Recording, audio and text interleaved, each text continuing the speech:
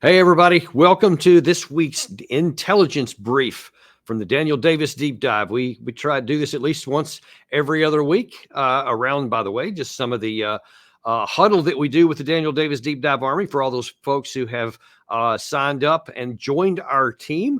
That's an option you can have there. You see the little join button. Just throw that in there for people who want some inside stuff and some unique contributions that we have and the ability to get together with us. That's every other week. This week, though, is the Intel Brief. This is open for everyone. And folks, we have had a consequential week here. Maybe the most we've had to pack into any week, and the week still isn't over. Some other things may be coming, but I know everybody doesn't have a chance to watch every show during the week, but especially in a week like this where a lot of important things happen, we want to make sure we pull out the best of the week so that you're caught up on all the major things that are going on and some new things that have popped up since some of our shows have been done. So we want to bring everybody up to speed. Let's start, first of all, earlier this week, because probably the most important thing that had happened that we talked about over last weekend was the attempted assassination of presidential candidate and former President Donald J. Trump. We had Matt Ho and Tony Shaffer, two exceptional guests that we've had plenty of times on, both combat veterans. They were especially useful to come onto the show because Matthew Ho has at one point been a principal that was protected by a Secret Service type detail, and Tony Shaffer has been one who has done some of these. So there's nobody better talked about or better qualified to talk about what happened than these two guys. Here's what they had to say. You always have to be looking out beyond where you're at for targets. And then the next point I wanted to touch on, it's a long way to getting, is rules of engagement. What were the rules of engagement? We've all three of us have had rules of engagement assigned to us in combat. So the same thing in Secret Service. And frankly, that's one of the first things they need to cough up. Yeah. Were those actions of the snipers legit or inappropriate regarding that delay, that obvious massive delay? So I just don't understand why there was an inability to communicate, and particularly from looking at those photos of the counter sniper team on the roof, looking at the roof, they were alerted to it. They seemed like they were fixated on it and were observing the threat. So why then the breakdowns need to be internal to the Secret Service? So the idea that it was the local law enforcement not communicating to the Secret Service, there was a breakdown. The guy that was supposed to tell the Secret Service, he was in the Porta-John at the time or whatever, the reason was, no, it appears as if the Secret Service in that video, especially there, recognized the threat. And by the way, part of what we discussed on there, and is it going to be the case with all these or nearly all these clips I'm going to show you from early in the week? Go back to our video tab or our live tab on our homepage on the YouTube site. You can watch these entire videos. One of the things we talked about also in that episode was that the director of the Secret Service, Kim, I can't think of her name right off the top of my head. I just went blank on that. She is going to be Kim Cheadle. She is going to be given some testimony on Monday morning that is going to have a lot of interest, because she's going to be getting or required to give the answers to a lot of these questions that we ask on the show here. Tony and Matt are both going to be back at 4:00 on Monday afternoon, and we're going to break down what she says, see if what she says makes any more sense than what she said so far, which has not been very good and not been very accurate according to what we've seen. We'll see how that works out there. Also, coming up for later in this show, we have some comments from Alexandria Ocasio-Cortez regarding the Biden administration issue and whether or not he's going to continue to be the nominee for the Democratic side. She made some pretty noteworthy comments that were released earlier this morning. Have been all over the news. Stick around for that. But next, I want to go to with Larry. We've had on Larry Johnson. We've had many times on here. Also, one of our most popular guests, because he's got such insight into things.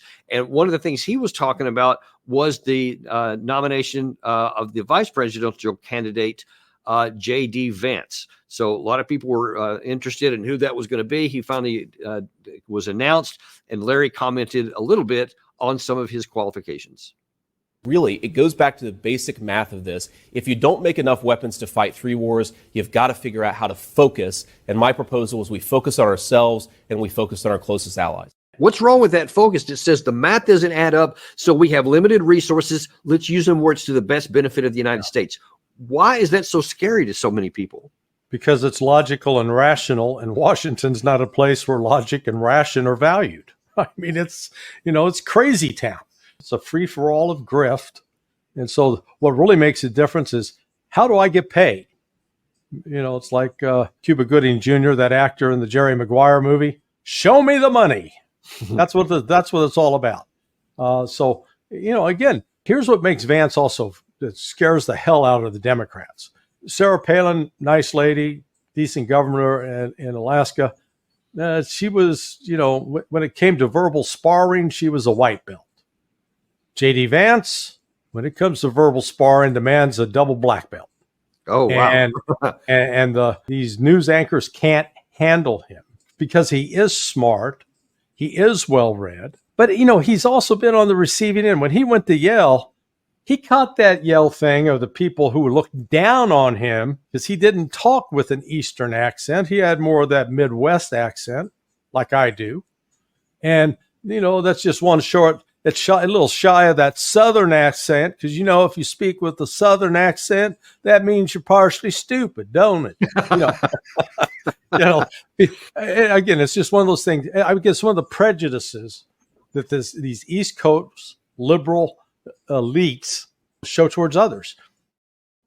And really, kind of to answer the question, Gary, do you have that other clip I was looking for, the Rachel Maddow one? That's kind of threw a curve there. Okay, in just a second, we're going to show you why I said that about why does he scare so many people on the left. And what I didn't know was at the time that I said that I was going to get an answer, which actually came, I think it was last night. I can't remember the exact date of it, but Rachel Maddow from MSNBC really spoke for a lot of the left when they're afraid of J.D. Vance. And she said this. Or at least she will say it in just a second. Sorry, not quite ready yet. My bad. Jumped the gun on that one. Trump has already effectively pledged that the U.S. will switch sides in this war if he is elected. He has gone so far as to say that he will tell Russia that they can do, quote, whatever the hell they want to any of our NATO allies once he's president. But even so, of all the choices that Trump could have made for his running mate, Senator J.D. Vance is the single most radical choice he could have made on this issue. Senator Vance has said bluntly that he is opposed to virtually any proposal for the U.S. to continue funding this war. Vance said even more bluntly, quote, I don't really care what happens to Ukraine one way or the other, which understandably has Ukraine and the rest of Europe and everyone who cares about the biggest European war since the Nazi era, since World War II, has everyone a little freaked out about the prospect of a Vice President J.D. Vance. See, one of the problems with that viewpoint, voiced by many on the left, is this belief that no, Vance and President Trump are wrong. We don't need to end our support for Ukraine. We just need to give them more. We need more. We actually had on earlier this week. We weren't able to replay it here today. But you had Adam Kinzinger, representative on the Stephen Colbert show, go on just incredulously and say, you know what, we need to continue to give money to Ukraine. The only thing holding them back is our continued support. And gosh, it's just still, this baffles me to this day, to why so many people that should be in positions to have knowledge that can not understand that there is no military path to victory for Ukraine ever. It doesn't matter how much money we give them, how many weapons, all this stuff. So many things we talked about on a routine basis, but it is so fundamental and not complicated. It's not something that you have to have a PhD level or 20 years in the military or 4 combat deployments to figure out. You just have to have just basic understanding and a willingness to look at evidence that's laid out before you. Anyone who is willing to see things as they are cannot come to any conclusion other than this cannot be won. So therefore, to say, hey, we're afraid of anybody like J.D. Vance or Donald Trump who are saying the math doesn't add up, which J.D. Vance specifically wrote in a New York Times op-ed. It doesn't matter because we don't have the capacity to give them the amount of ammunition they would need, And the Ukrainian side doesn't have the capacity and manpower need, no matter what. I mean, unless they literally just swept up every male in the country.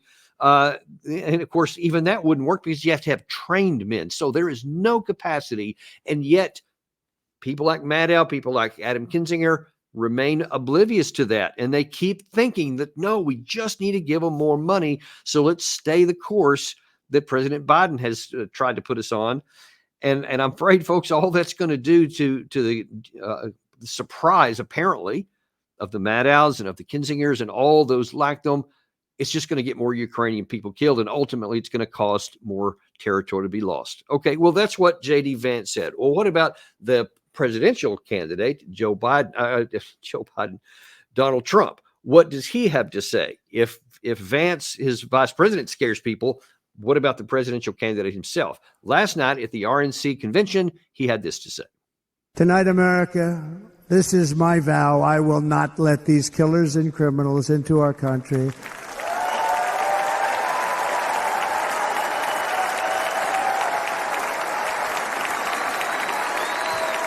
I will keep our sons and daughters safe.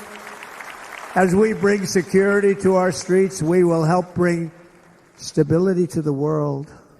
I was the first president in modern times to start no new wars. You know, we were the toughest. We were the most respected. And you saw this. Hungry, strong country, run by a very powerful, tough leader, tough guy. Press doesn't like him because he's tough.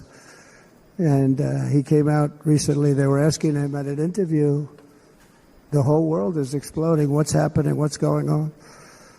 Viktor Orban, Prime Minister of Hungary, very tough man.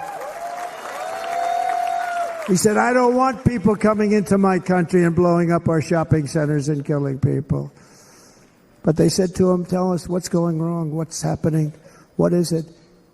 He said, there's only one way you're going to solve it. You got to bring President Trump back to the United States because he kept everybody at bay.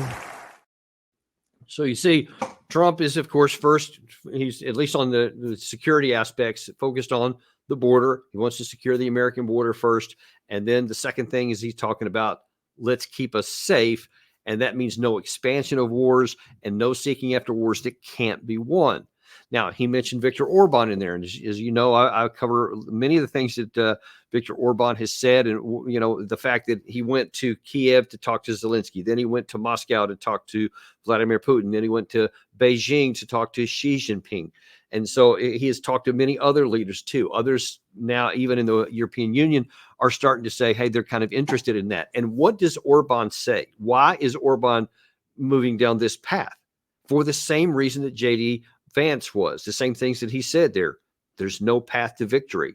There's no way that Ukraine can win the war. So why should they keep trying to fight a war that can't be won and continues to lose resources? So that's why he's gravitated towards Trump and just went to visit Trump at Mar-a-Lago a month or so ago for the second time this year, and why he indeed did make that statement that he hopes that President Trump wins and that hopefully that he'll have a plan to try and bring the war to a conclusion. So you see, it's not just those rascally, Republicans who are saying these crazy things about Ukraine, but it's Ukraine's next door neighbor. Okay, don't lose sight of that. Orban is right there, has a front row seat to all of this. His countrymen are the most vulnerable, among the most vulnerable that are supported there. You also have many of the Hungarian people on the inside, ethnic Hungarians inside Ukraine that are also affected by this. So if there was any chance at all that Ukraine could actually have a victory, Orban would be the reasonable person to be wanting to back that opportunity and to try to support it, because that would ultimately mean security for his nation. But instead, he sees from up close and personal really what's at stake there. So maybe more in the West should be paying a little bit more attention to this. More in America should be paying attention to it. And look, it's not even a right-left thing. Many in the Republican Party are just as adamant about sending money to Ukraine as anybody else on the left side. But that's just not going to succeed. And hopefully we won't continue to throw more good money after bad because it's just not going to make any difference anyway.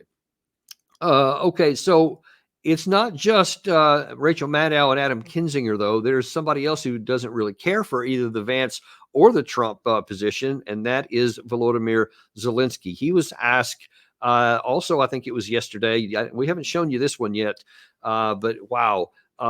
We often talk about body language here, right? And not just what's said, but how it's said. So this question is going to be asked by this reporter of Zelensky about the Republican viewpoints on this and what it may mean for the war, and how Trump says that he wants to have the war over in 24 hours and all that kind of stuff. Don't just listen to Zelensky here, but watch his body language as he says it.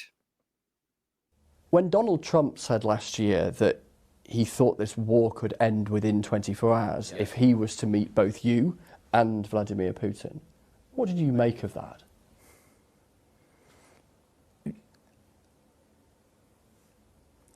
So everybody will be happy if one person in the world doesn't depend Donald Trump or not. Okay, Donald Trump. If one person in the world, and this person Donald Trump, can stop the war during 24 hours. The question is, what the price and who will pay? His idea to push us to pay. But if he wants to do it during 24 hours, the simple way is to push us to pay, because it's understandable how. It means just stop and give and forget. Sanctions out, everything out. Putin will take the land. Putin will make a victory for his society. We will never go on this, never. And there is no any guy in the world who can push us to do it. Yeah. Listen, I understand to the extent that I can. And let me be honest and say I've never been in his position. I can only imagine what it would be if you were the leader and had been fighting a war for 2.5 years of a country that was invaded, and potentially hundreds of thousands of your citizens had been killed. Entire swaths of your country had been taken over. Cities absolutely turned to dust. Just the most unimaginable things that can even be imagined. The damage and the harm to the country will be taking decades to unwind, even once the war finally ends.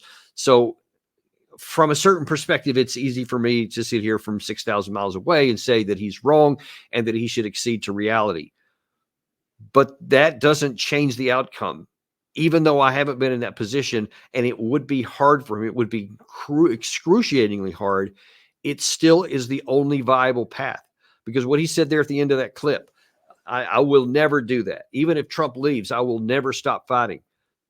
That briefs well, but you see that with all of the support of the West, the United States, European Union, NATO, etc., all of this support that they've gotten from these 50 nations that have signed up at various levels to support from the beginning, it has not resulted in even stopping the Russians, much less even getting into some kind of a stalemate.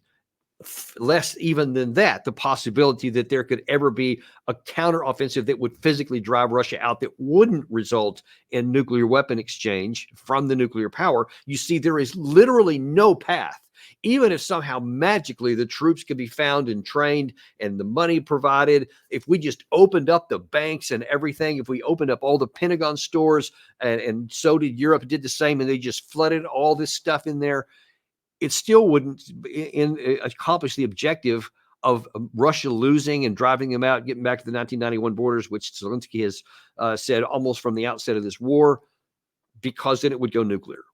Putin has been very clear on that. He has signaled very strongly that that would be the case. They have the doctrine for that. It would just never happen. So literally, there is no scenario, no path by which Ukraine can win the war. So the only rational, logical, even after all the price that's been paid, after everything that they have lost through 2.5 years, the best thing that they can do is to bring this to a conclusion, whether Trump wins or not. The best thing they can do is bring this to a conclusion, seek the best negotiated settlement on the best terms that they can possibly get, and the West will show no shortage of willingness to help them, with diplomatic heft. Others around the world would as well. Brazil, one of them. China is willing to also help with this. Everything that is possible to end this war, they should do, so that they don't lose tens of thousands or hundreds of thousands more people, even more swaths of land, more cities turned into rubble, which continues to happen by the day. That's what needs to happen here. So a little bit of cold-hearted realism is necessary here to prevent an even worse catastrophe from befalling on the Ukrainian people. Now, next, we're going to shift our attention over to the Middle East. And there was another development this week, which is an embarrassment for the United States and especially the military. You may not have heard about this. It didn't get a lot of notoriety at the time, but it is kind of significant in that this big floating pier that the United States said that they were going to put in. Biden, you may recall back in the State of the Union address in March of this year, to thunderous applause, talked about how we're going to help the Palestinian people and we're going to put in this floating pier through the greatest military in the history of the world has been put in, and it's going to provide tons and tons of help to the Palestinian people, and it's going to relieve a lot of their struggles. Well, the thing was delayed getting off. It didn't happen as fast as it was supposed to be. Had all kinds of troubles. Had some problems with the currents. Had some problems with storms. It was just never able to function very well. It broke a few times, and they actually had to try and pull it off the beach, portions of it off the beach, try to get set back up. The thing was supposed to come close to matching what had been done before the war had actually started, when there were up to 500 relief trucks per day that was going into the Gaza Strip to feed the 2+ million people that were in there. The most they ever got out of it from the total time it was on was about 400 trucks. Not 400 trucks per day, a total of 400 trucks. I believe the total was 16 days. It was an operation before it went out. And we had Alexander Langlois, who came on, a new defense priorities fellow that we have. And the first time he was on our show, but he talked about some of the issues that were involved. What they're doing is they're playing political cover for themselves and for the Israeli government to continue military operations and what's going on inside of Gaza right now. The issue that you have is, from that, you have a do something policy, which is, okay, we're unwilling or unable to do what we know works, what logically makes sense here, which is aid trucks over land crossings, because it's not politically convenient. Because for Biden, they know that the Israeli government will come after them. It's an election year. It's not going to turn out very, very well for them. At least that's what they're thinking in their minds. So instead, they bear hug the Israeli government harder, and they institute a policy that may not work, is much more risky, and at the end of the day, at least provides them the political cover to say, look, we're doing something. At least we're doing something. We care. But at the end of the day, if that policy doesn't work, doing something is irrelevant in this case. And frankly, even worse, because you're putting U.S. service members at risk by putting them on the pier, near the pier, and in one situation, stuck on the shore, where there's an incident in which 3 service members were injured trying to facilitate and continue this pier operation. And then it collapsed, fell apart, and these 3 individuals were stuck on the shore. One of them had to get airlifted back to the United States for medical attention. So what you have is a do something policy that puts U.S. citizens at risk without actually solving the problem, which is humanitarian access and humanitarian aid in Gaza, which you want to solve. You want to make sure Palestinians aren't starving. But at the same time, There's a responsibility here. You need to do a policy that works, and you need to make sure U.S. citizens are safe. Neither of those things were achieved in this. Well, that put a pretty big exclamation point on it. It was just really bad. Kelly Vlahos of Responsible Statecraft, she was all over this from the beginning, rhyming from the very beginning, and talked about how it was a bad idea. We talked about it on the show that it was a bad idea. It was self-evident from the beginning. Aside from the technical difficulties, there was the political issues, which were far more important, that all the U.S. had to do was put the pressure on the Israeli government to open the gates, to open more border crossings, to allow more trucks in. They could have just driven in without the need for any of these things, and it would have been able to be successfully getting the aid to the people who needed it. And they had entry points all over, up and down the Gaza Strip. They could have made one any time they wanted to, but they didn't want to. So we didn't seem to have the political will, and instead we followed something that ended up being, well, frankly, a complete and total disaster and a humiliation that makes us look weak. So not only did we fail politically and diplomatically, we also failed physically and militarily. So kind of a bad day for the United States. And by the way, all of these shows that we've talked about today, the ones that remain here, Gary has put them in the description portion of this video here. So if anything more you want to know on any of these, just click right into that. We recommend you doing that. so that you can get all the details that you may want on that.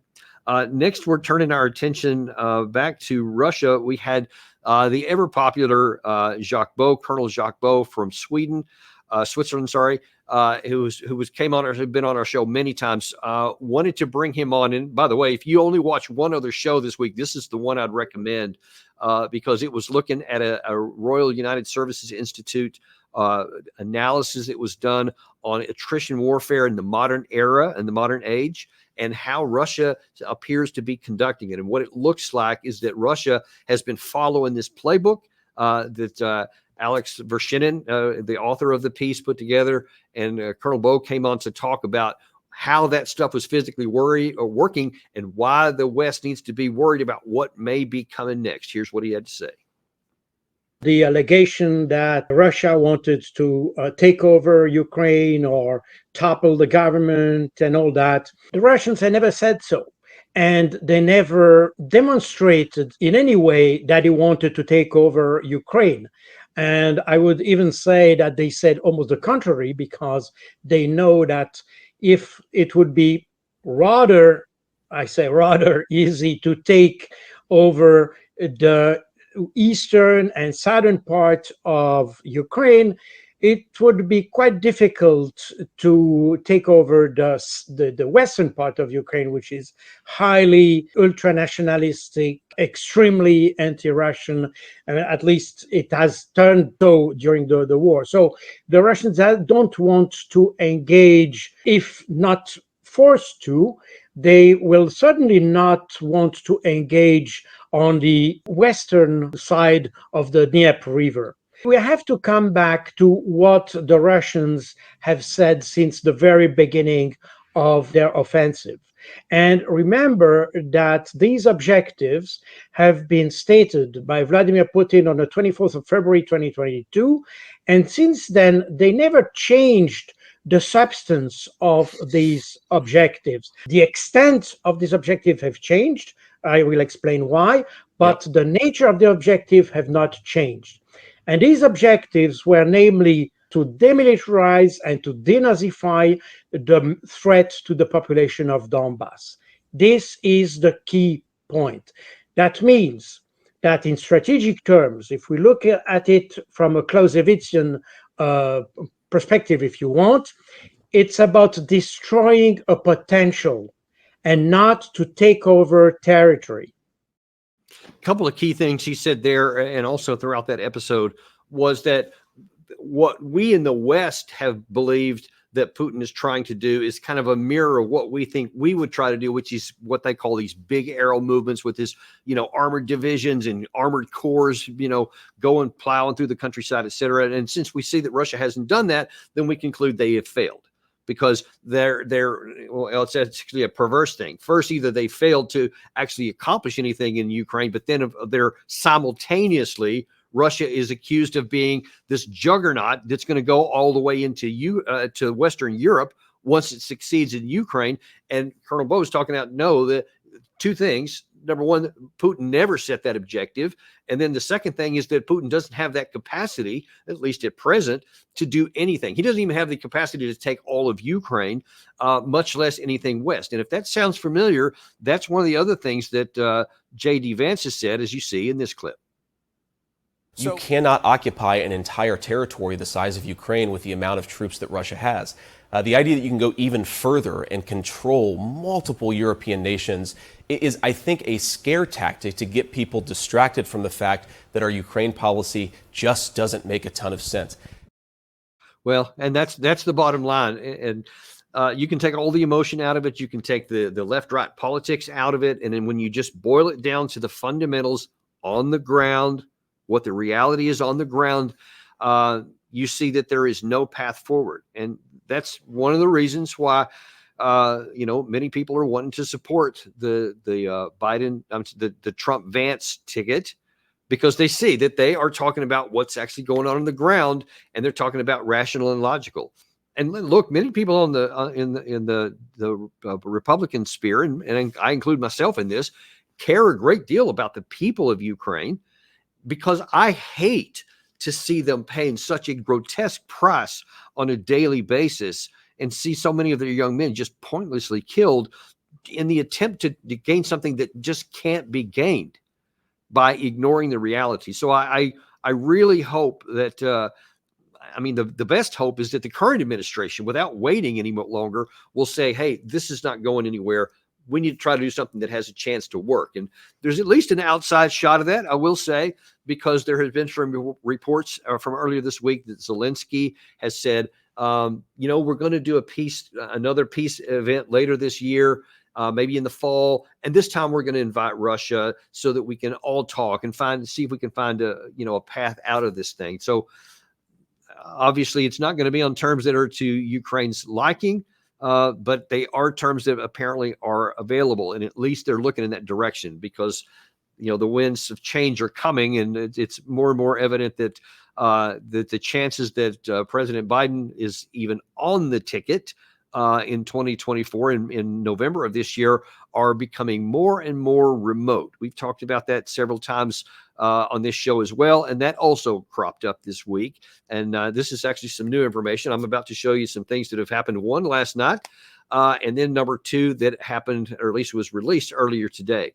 And the first of those, when Fox News last night was getting ready to give their coverage of Trump's, big speech where he was going to kind of wrap up the convention, they had some breaking news that they wanted to share. Watch this. President Obama is telling allies that Joe Biden needs to step aside. Marie, the exact language is seriously consider his viability. You said 2 minutes ago, we're waiting to hear from Obama. Well, we're hearing from him through the pages of the Washington Post.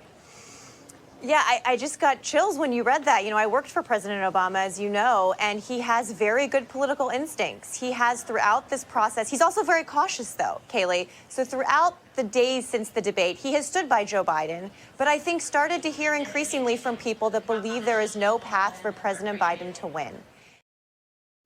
And that is the real point there. There's no path to win. And that even really covers over the bigger issue of, can Biden continue to govern?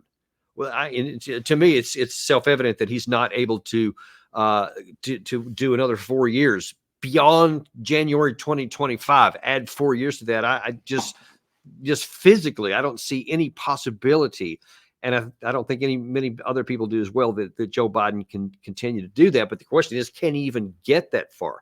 And the fact that Obama finally came out and was wasn't on the record, but he allowed it to be released that even he's saying, no, Joe, it's time to go.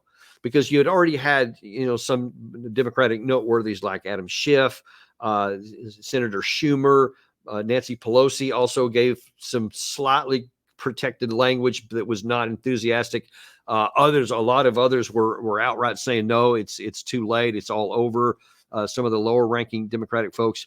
But when Obama came out last night and was released reported by the Washington Post, and I assure you, folks, the way things work in Washington, anything that Obama says in this regard will only be leaked if that is the desire. And it was leaked in the sense that they said, yeah, make sure the Washington Post gets this because then it's going to be going everywhere. And, then it just so happened that President Biden came down with COVID. At least that was the report. And then he kind of withdrew from any more campaigning. Went, I believe, to Camp David to recover, to continue to get medical treatment is what they're reporting. But of course, there's plenty of opportunity and possibility that, yeah, actually, he may just be going there to do some negotiations. And this could be over pretty quick. It's some outlets are reporting that as soon as Saturday or Sunday, there could be some kind of announcement from the Democratic Party. Now, that would obviously then lead to the next question of then what? So the assumption is that Vice President Kamala Harris would then be elevated to the top of the ticket, and then they would have to try to find a new vice presidential candidate.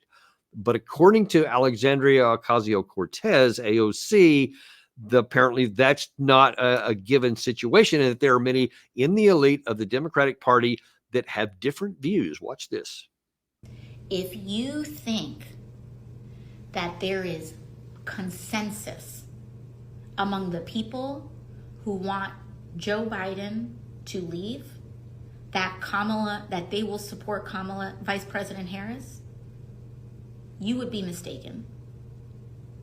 And I'm going to say that because if they're going to come out and say all their little things on background off the record, but they're not going to be fully honest, I'm going to be honest for them. I'm in these rooms. I see what they say in conversations. A lot of them are not just interested in removing the president. They are interested in removing the whole ticket. And she went on there. That's part of an extended, I believe it was an Instagram release that she made. I think she actually made it last night. It was in most of the news this morning. But you can see that she is not at all happy with what the Democratic Party is doing. And as we had on an earlier show today with Harry Kazianis, there's a lot of infighting in the Democratic Party. Actually has been going for quite some time. Now it's kind of coming out into the open.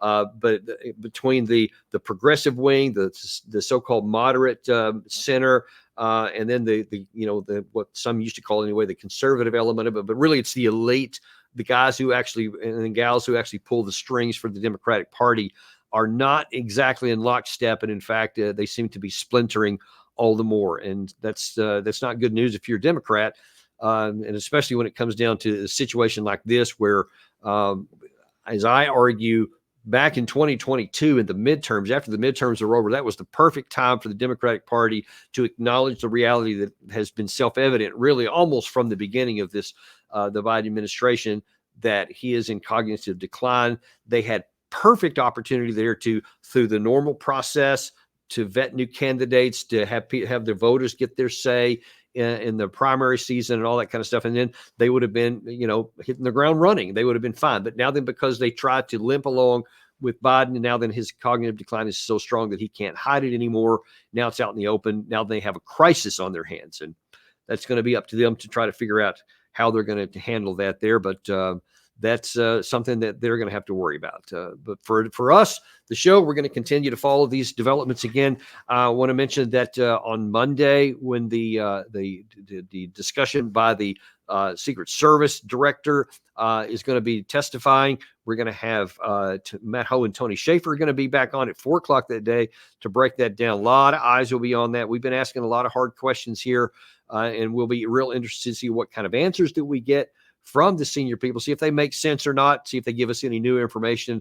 We will be here to break it all down for you. Also going to have some shows on, at least one show on Saturday. Be sure and watch that, and might even sneak one in for Sundays too. But we're going to continue to bring you all the information you need, all the truth, because we are unafraid and unintimidated. Thanks, and we'll see you on the next episode of Daniel Davis Deep Dive.